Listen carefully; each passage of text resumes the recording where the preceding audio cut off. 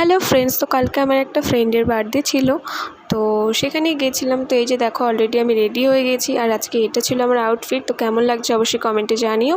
তো এই যে রেডি হওয়ার পর আমি বেরিয়ে গেছি বার্থডেতে যাওয়ার জন্য। তো আমার ভাই আমাকে নিয়ে গেছিলো। তো বার্থডেটা ছিল একটা রেস্টুরেন্টে, তো সেখানেই যাচ্ছি। আর ওয়েদারটা এত সুন্দর ছিল, তো ওয়েদারটা উপভোগ করতে করতেই যাচ্ছিলাম। তো এই যে চলে এসেছি আমি।